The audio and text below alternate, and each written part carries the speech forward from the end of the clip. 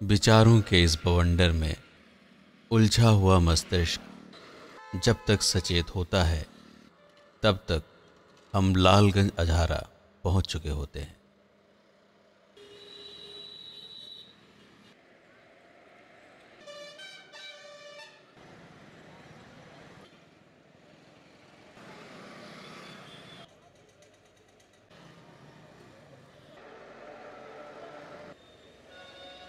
और फिर लालगंज अझारा का मुख्य चौराहा, विशाल भव्य गेट, जहां से घुइसननाथ धाम मात्र 9 किलोमीटर दूर। आइए इस यात्रा के दौरान मैं आपको शिव महापुराण में वर्णित घुइसननाथ धाम की कथा सुनाता हूं। सई नदी के किनारे सुधर्मा नाम का एक ब्राह्मण अपनी पत्नी सुदेहा के साथ रहा करता था। वह दोनों भगवान शंकर के परम भक्त थे। सुधर्मा अत्यंत ज्ञानी, दयालु एवं दानी स्वभाव का था। उनकी सज्जनता और सद्गुणों के कारण सभी लोग उनका सम्मान करते थे। उनके जीवन में सब कुछ होने के बावजूद संतानहीनता के कारण उनकी पत्नी सुदेहा बहुत दुखी थी। समाज भी उन्हें ताना मारता था, इसलिए वह बार बार अपने पति से पुत्र प्राप्ति की प्रार्थना करती थी। सुधर्मा बार बार अपनी पत्नी को समझाता, परंतु सुदेहा का मन एक संतान के लिए विचलित था।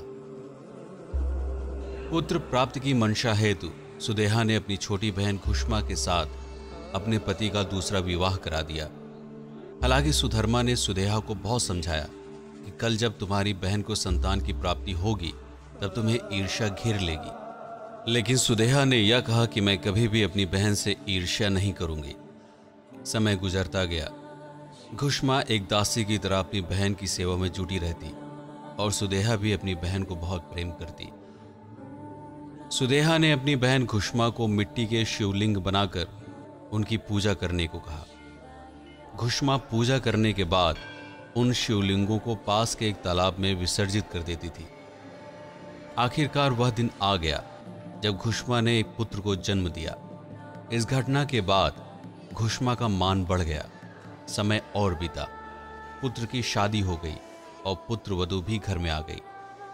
इस कारण सुदेहा को और ज्यादा ईर्ष्या होने लगी। एक दिन ईर्ष्या की अग्नि में जलते हुए उसने चाकू से घुष्मा के पुत्र के कई टुकड़े कर दिए और उन टुकड़ों को उसी तालाब में फेंक आई जिसमें घुष्मा शिवलिंगों का विसर्जन करती थी।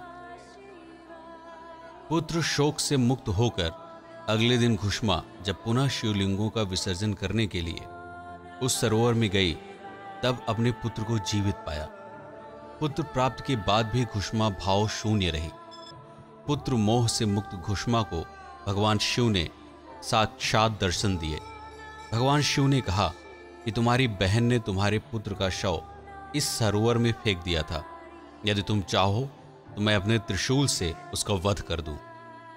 परंतु घुष्मा ने ऐसी कोई इच्छा व्यक्त नहीं की।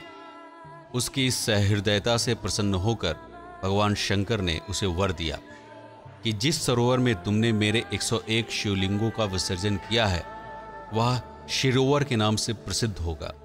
इसमें स्नान करने वालों के सभी संताप नष्ट होंगे। तुम्हारी 101 पीढ़ियां उत्तम गुणों, धन, वैभव तथा बुद्धि विद्या में संपन्न होंगी एवं मैं स्वयं घुष्मेश्वर ज्योतिर्लिंग के रूप में सदैव यहां वास करूंगा। इस तरह से महाशिव पुराण में घुइसननाथ की महिमा का विवरण प्राप्त होता है।